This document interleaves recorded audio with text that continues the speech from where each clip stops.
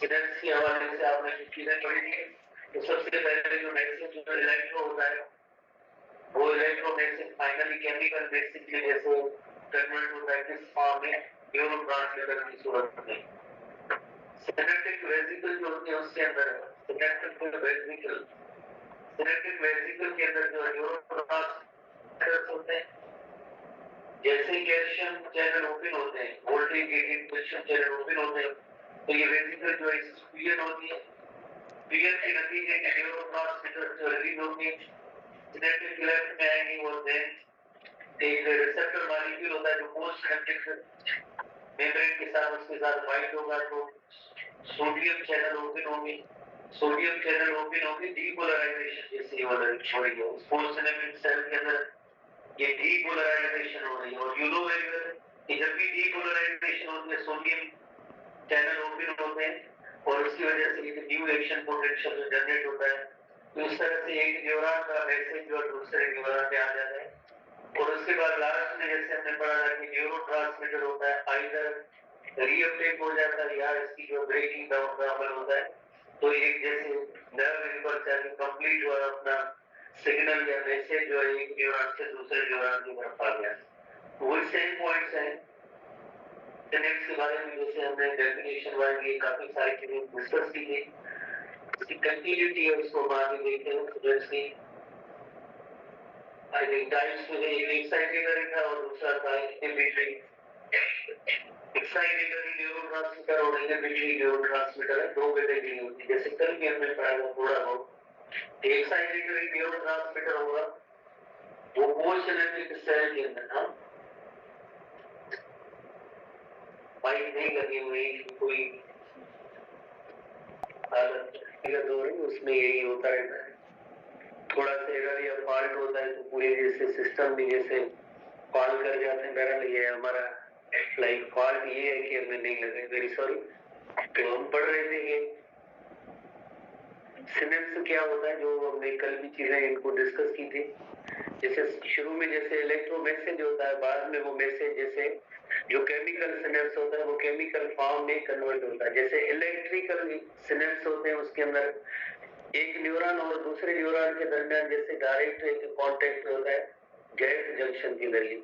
कल हमने एक लेमेंस एग्जांपल भी सेंस में लिया था कि अगर कोई लेटर वगैरह होता है एक जगह से दूसरी जगह तक आता है, अगर गेट भी हम खुद खड़े हैं जैसे उससे लेटर डायरेक्टली जैसे रिसीव कर रहे हैं, तो ये हुआ इलेक्ट्रिकल इम्पल्स।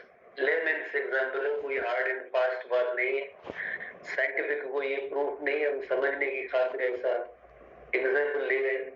तो दूसरा एक ऐसा सिनेप्स या कंडीशन ऐसी है कि यदि गेट पे कोई एक गेट कीपर है, पहले उसके पास वो लेकर आए, बाद में उसकी मर्जी होती है कि जब दे, फौरन दे दे, ना दे, डस्टबिन में फेंक दे, ये उसकी मर्जी होती है। तो इसी तरह से जो केमिकल सिनेप्स होते हैं डिपेंड करता है कि इधर जो न्यूरोट्रांसमीटर का टाइप कौन सा होगा। अगर एक्साइटेटरी न्यूरोट्रांसमीटर होगा तो पोस्ट सिनेप्टिक सेल के अंदर जैसे यू नो वेरी वेल जब ये रिलीज होंगे neurotransmitter they bind to receptor of the post synaptic cell, then जो है सोडियम चैनल ओपन होते हैं, डीपोलराइजेशन होगी और एक एक्शन पोटेंशियल जनरेट होगा। जो दिस इज कारण कि ये एक्साइटेटरी न्यूरोट्रांसमीटर का रोल है।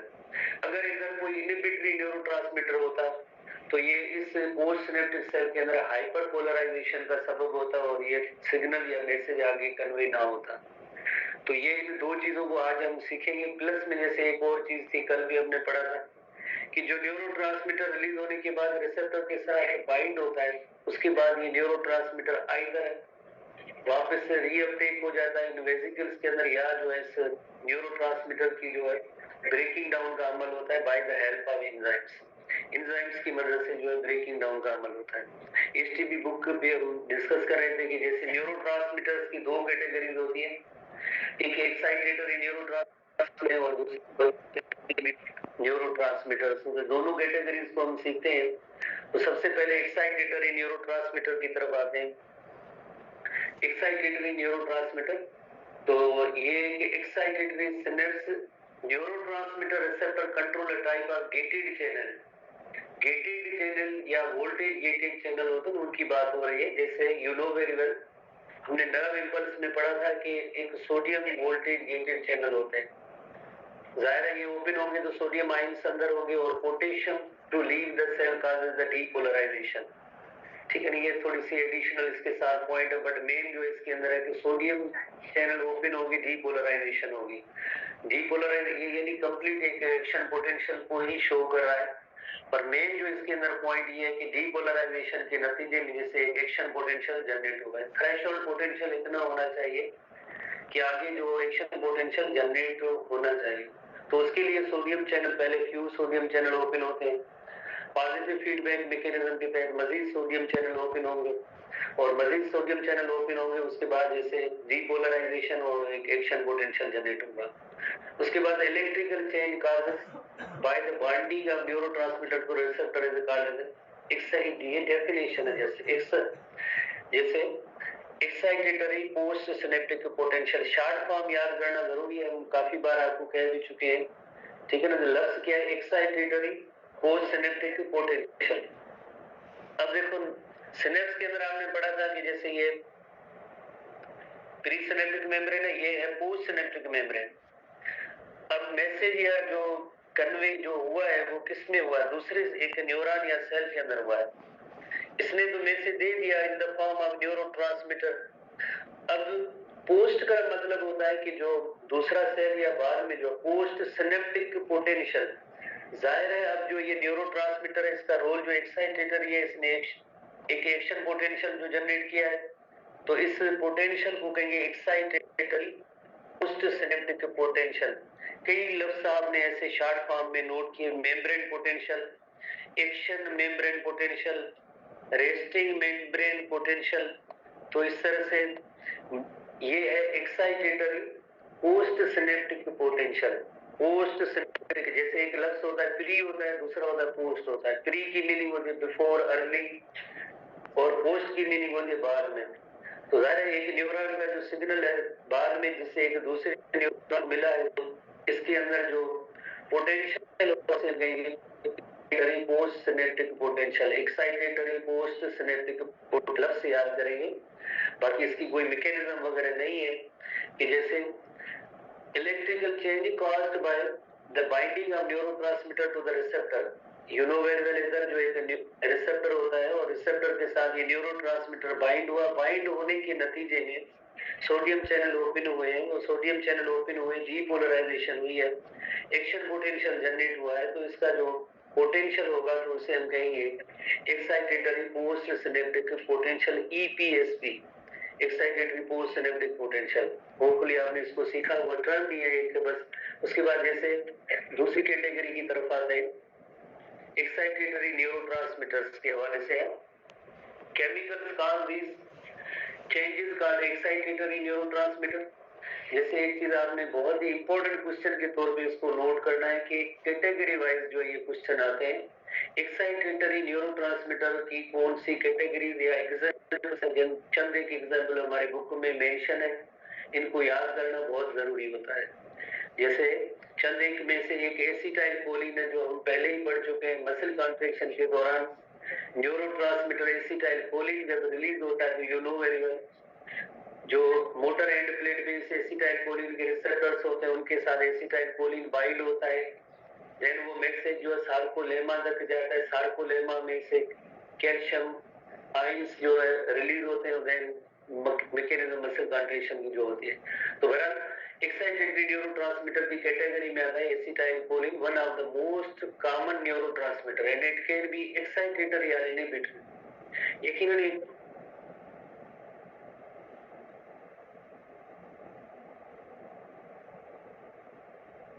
लेकिन एक जैसे हमारे जहन में तो हमेशा ये है कि एसिटाइल कोलिन वो एक्साइटेटरी इनहिबिटरी कैसे हुआ, उसका एक जैसे हम फंक्शन या रोल देखेंगे कि how it works as inhibitory neurotransmitter.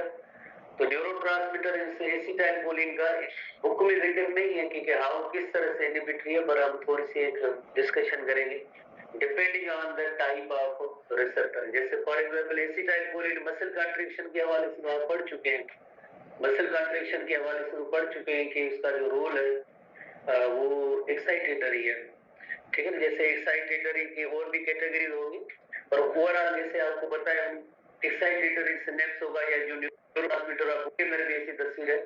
जैसे ग्लूटामेट एक्साइटेटरी ये ग्लूटामेट सेल उसके अंदर सोडियम चैनल की बात जैसे इधर जो हमने तो जनरली पढ़ा था -55 मिलीवोल्ट जो इसका थ्रेशोल्ड पोटेंशियल है, पर इधर जो -30 दिखाया गया है। तो उसके बाद जैसे एक एक्शन पोटेंशियल जनरेट हुआ, इधर कोई वैल्यू वगैरह नहीं है तो जरूरी नहीं है। इसका मतलब है कि एक सोडियम चैनल ओपन हुए, डीपोलराइजेशन हुई है। ये अमल जो है डीपोलराइजेशन को शो कर रहा है। तो डीपोलराइजेशन हुई है तो इसका मतलब है कि एक्शन पोटेंशियल जनरेट हुआ है। इसी तरह से जो इनहिबिटरी सिनेप्स होता है उसके अंदर जो ये प्री सिनेप्टिक सेल है उसके अंदर ये न्यूरोट्रांसमीटर रिलीज हुआ। इस न्यूरोट्रांसमीटर की कैटेगरी में जो एग्जांपल है वो गाबा है, gamma amino butyric acid. Gamma amino butyric acid जो होता है तो इसकी वजह से हाइपरपोलराइजेशन किस फॉर्म में होती है? ये पोस्ट सिनेप्टिक सेल है। अगर आपके पास बुक हो भले उसके अंदर इसकी लेबलिंग देंगे, ये पोस्ट सिनेप्टिक सेल है। इस पोस्ट सिनेप्टिक सेल के अंदर जो है voltage gated calcium channel open होते हैं और क्लोराइड चैनल ओपन होते हैं, जिसकी वजह से क्लोराइड आयंस जो है अंदर आते हैं। जैसे आपको याद भी होगा हमने जो नर्व इंपल्स पढ़ा था उसके अंदर, जैसे ये जो हाइपरपोलराइजेशन जो होती है, हाइपरपोलराइजेशन उसमें पहले जो रीपोलराइजेशन हुई थी उसमें पोटेशियम चैनल ओपन है, वो बाहर की तरफ जा रहे हैं, तो अंदर और जैसे नेगेटिव एनवायरनमेंट हो रहा है। और साइमल्टेनियसली जैसे हमने देखा क्लोराइड चैनल ओपन होते हैं, क्लोराइड इनसाइड अंदर की तरफ आते हैं, ये बाहर जाते हैं, पोटेशियम क्लोराइड अंदर आते हैं, जिन पे नेगेटिव चार्ज होते हैं। नेगेटिव चार्ज होने की वजह से माइनस जो है ये एनवायरनमेंट या जैसे नेगेटिव एनवायरनमेंट या जो हाइपरपोलराइजेशन होती है, और जिस भी जगह पे जैसे हाइपरपोलराइजेशन होती है तो वो सिग्नल या कंडक्शन आगे जो है ट्रांसमिशन वो नहीं होती है, तो इस तरह से इनहिबिटरी होता है। इनहिबिटरी ऐसे न्यूरोट्रांसमीटर्स का गाबा एक इनहिबिटरी न्यूरोट्रांसमीटर। तो बात हो रही थी वो एसिटाइल कोलिन की हो रही थी, उसका रोल क्या होगा? एक एक्साइटेटरी है, दूसरा इनहिबिटरी रोल है। हर जगह पे नहीं, पर एक हमारे यहाँ जिस तरह से कार्डियक मसल्स होती है उनके अंदर जो इनका एक छोटा रोल होता है, it slows the heartbeat. Acetylcholine का उधर एक काम होता है, it slows the heartbeat. Book में मेंशन नहीं है पर ये रेफरेंसेस की बात है कि कार्डियक मसल सेल्स के अंदर एसिटाइल कोलिन का रोल होता है, it slows the heartbeat. जैसे स्केलेटल मसल है उनके लिए तो एसिटाइल कोलिन जो एक्साइटेटरी है, और कार्डियक मसल्स के लिए जैसे स्लो द हार्ट रेट ये इनहिबिटरी रोल एसिटाइल कोलिन का होता है। तो बहरहाल एक्साइटेटरी न्यूरोट्रांसमीटर की तरफ आते हैं, तो एक्साइटेटरी में biogenic amines are neurotransmitter derived from amino acid. जैसे लफ्ज को आप थोड़ा सा सीखने की कोशिश करें, बायोजेनिक अमाइन, बायो की मीनिंग होती है लिविंग थिंग्स या लिविंग कंपोनेंट, जेन की मीनिंग है उनकी में ओरिजिन हुई है या अराइज हुए वहां से। तो यानी ये ऐसे न्यूरोट्रांसमीटर्स हैं जो अमाइनो एसिड से अराइज हुए, बायोजेनिक अमाइन्स।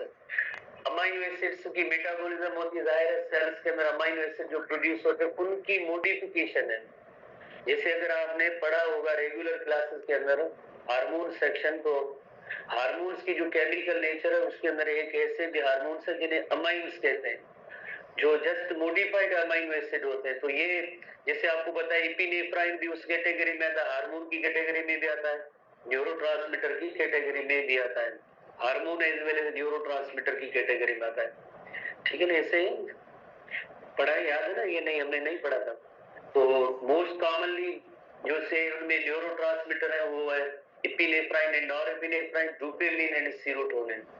एक हमने एसिटाइल कोलिन पढ़ा, वो भी एक्साइटेटरी न्यूरोट्रांसमीटर की कैटेगरी में आता है, और एक रोल उसका जो है जैसे इनहिबिटरी रोल भी है, जैसे वो सिर्फ कार्डियक मसल सेल के लिए होता है, बाकी generally they are excitatory category में।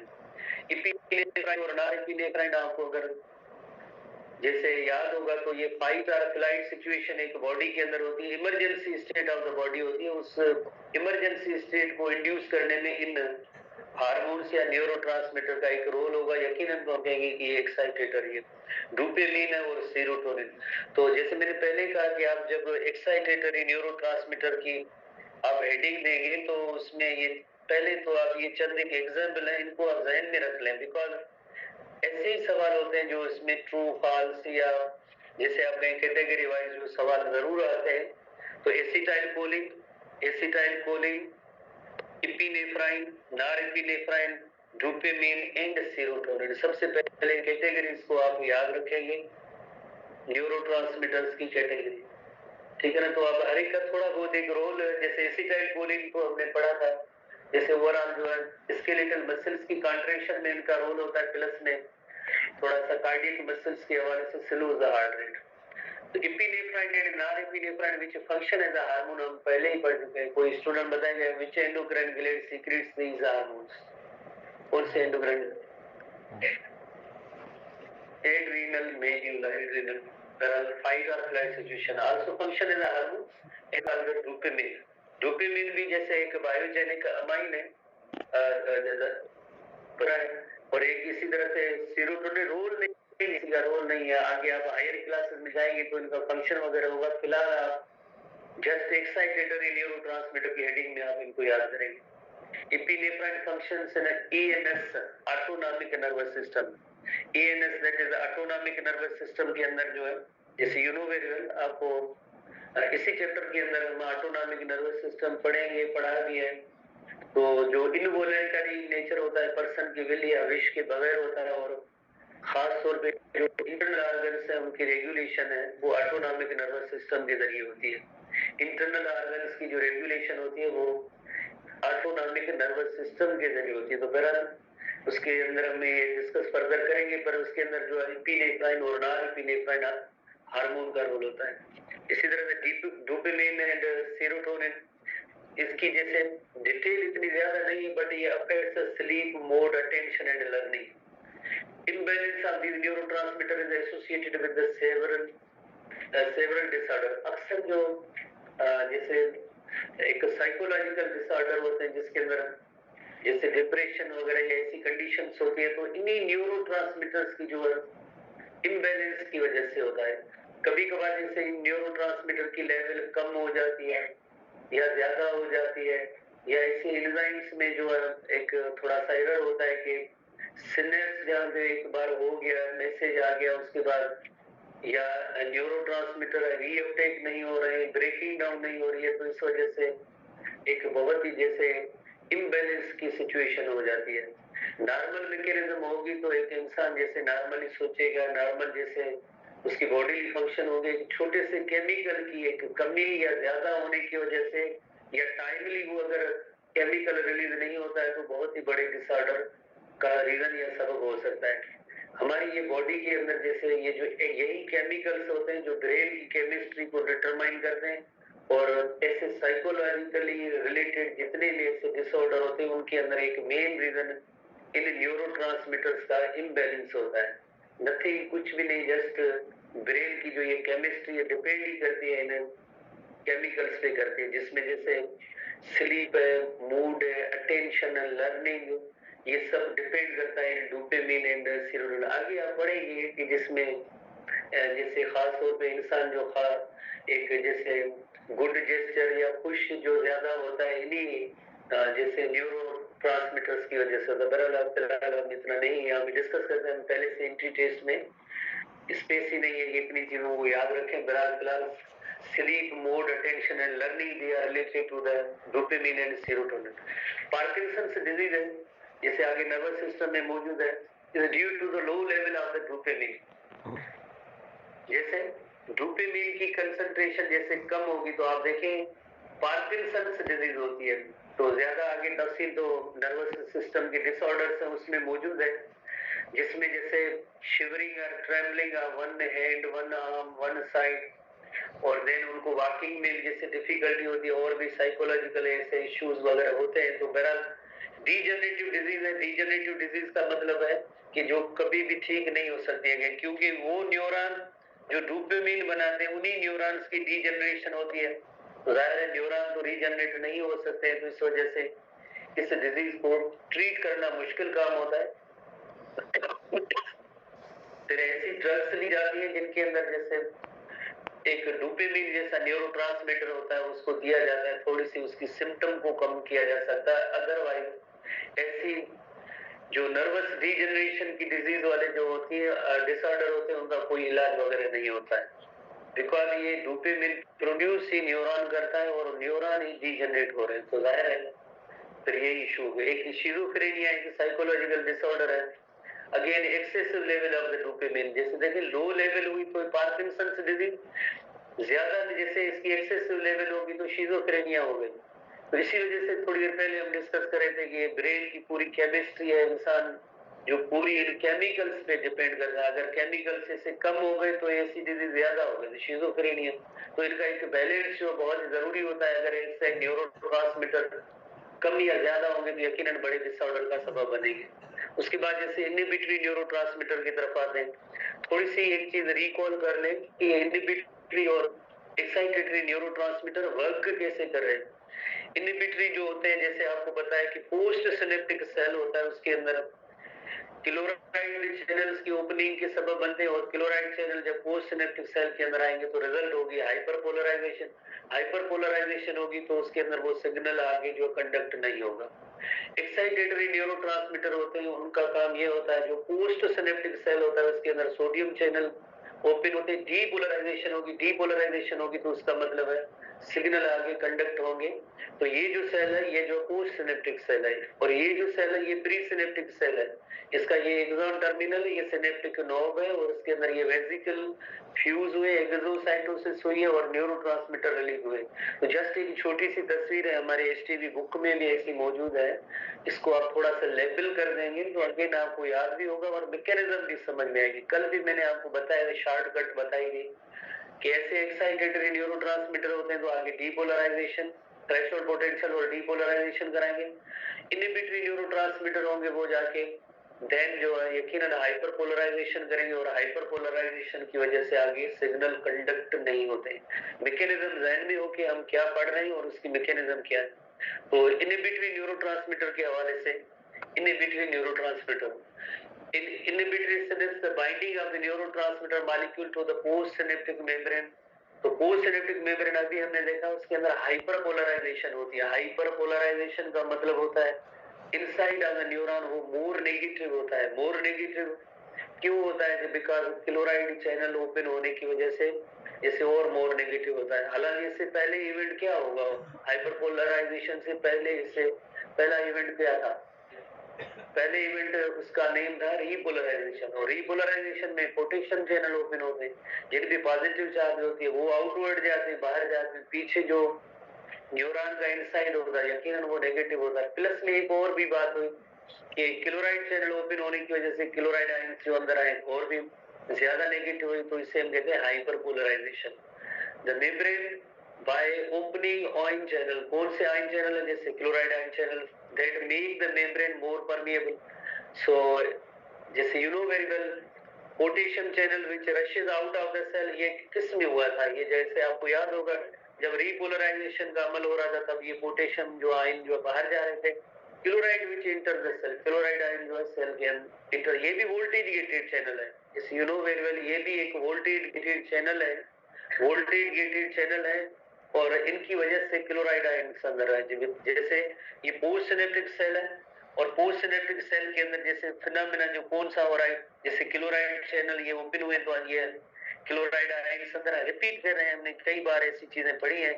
बिकॉज जैसे नर्व इम्पल्स ही जैसे ऐसा एक टॉपिक है जिसमें थोड़ी बहुत लॉजिक है, उसके बाद तो बायो तो क्रैमिंग है, मेमोराइजेशन आप घर जाके बैठ तैयारी कर सकते हैं, बजाय आप इधर हलो हलो उमरकोट के आप घर बैठ के भी तैयारी कर सकते हैं, कोई इश्यू नहीं। सवाल जो इस नर्व इम्पल्स से टॉपिक, पोटेशियम आयंस जो ये बाहर जाते हैं और क्लोराइड चैनल अंदर आने की वजह से इस कंडीशन को हम कहते हैं हाइपर पोलराइजेशन होगी। और हाइपर पोलराइजेशन में जैसे वोल्टेज जो है, जैसे हमने नर्व इम्पल्स में पढ़ा था -90 मिली वोल्ट तक जाता है। अच्छा एक और फिगर शायद है -75 भी लिखी हुई है, ठीक है बुक के अंदर, या नहीं है? अच्छा अब ये बुक है हमारा एसटीबी है, हमारा बुक हमारे लिए सोना ही है, बस इसको हमें कबूल करना है जो कुछ लिखा हुआ है। कभी कभार ऐसी दो ऐसी फिगर्स होती है तो पता नहीं कौन सी फिगर सही है। जो क्वेश्चन बनाने वाले जो होंगे एटलीस्ट हम जैसे होंगे तो वो तो दो दे सकते हैं, बट कोई अच्छा एक पर्सन होगा जो ऐसे टेस्ट में सवाल बनाएंगे तो कोई एक ही फिगर देगा। आप ध्यान में रख ले, कोई इश्यू नहीं है कि अगर दो ऐसी फिगर मुख्तलिफ पड़ी है तो हम इसको जो फाड़ के या क्रॉस लगा के एक पे टिक नहीं करवा सकते। अगर हमने एक आपको टिक करवा लेंगे, आप -70 याद कर लें, आपने तो याद कर लिया, और उधर जो क्वेश्चन जो -90 वाला है तो फिर आप हमें गालियां देंगे कि ये क्यों ये इसको कट करवाए। तो मैं तो कहूंगा जो इसके अंदर मौजूद है वो ध्यान में रखें। जो अच्छा एक पेपर सेटर होगा तो वो दो ऐसे सेम ऑप्शन जो बुक वाले नहीं देगा, ठीक है ना। हम जैसे इंसानों से गलती हो सकती, पेपर सेटर से कभी गलती ये नहीं हो सकती कि दो ही एक जैसे ऑप्शन जो सेम ये दे। बस आखिरी हेडिंग की तरफ इसकी तरफ आते हैं। Because a large concentration of gradient to be both of design membrane potential even become more negative, वही बात हमें resting potential make it more difficult for action potential to be generated। जाहिर है इतना जो है हाइपर पोलराइजेशन हो या मोर नेगेटिव हुआ तो उसके अंदर एक्शन पोटेंशियल जनरेट करने की एबिलिटी नहीं होगी। Voltage gated associated with chemical signaling at an inhibitory synapses called the inhibitory post synaptic potential। आपको याद होगा थोड़ी देर पहले हमने पढ़ा था एक्साइटेटरी पोस्ट सिनेप्टिक पोटेंशियल। लफ्ज से एक्साइटेटरी की जगह में जस्ट एक इनहिबिटरी लफ्ज ऐड करना है, तो ये इनहिबिटरी पोस्ट सिनेप्टिक पोटेंशियल उसे हम कहेंगे। आखिर में जस्ट आप इनके जो न्यूरोट्रांसमीटर के एग्जांपल्स हैं इनको याद रखिए, बहुत ही इंपॉर्टेंट क्वेश्चन होते हैं। कैटेगरी वाइज एग्जांपल वाइज की कौन से जो न्यूरोट्रांसमीटर्स हैं वो जैसे हम कहें कि वो एक्साइटेटरी और कौन से जो इनहिबिटरी है। Neurotransmitter such as GABA gamma amino butyric acid glycine glutamate और एस्पिरिन, चंद एक एग्जांपल दिए गए, और भी ज्यादा होते हैं बट हम सिर्फ अपने एसटीबी बुक तक महदूद हैं। तो यही जो एग्जांपल एटलीस्ट आप याद करें जो इनहिबिटरी न्यूरोट्रांसमीटर की कैटेगरी में आते हैं, इनहिबिटरी न्यूरोट्रांसमीटर की कैटेगरी में आते हैं, ठीक है ना। होपफुली आपने इसको जो सीख लिया होगा। कल हम जैसे नेक्स्ट क्लास के अंदर जो एक्साइटेटरी न्यूरोट्रांसमीटर और इनहिबिटरी न्यूरोट्रांसमीटर किस तरह से वर्क करते हैं। प्री सिनेप्टिक ये जो मेम्ब्रेन है, ठीक है ना, ये पोस्ट सिनेप्टिक है, और क्लोराइड चैनल इधर ओपन हुए उधर छोटे हुए।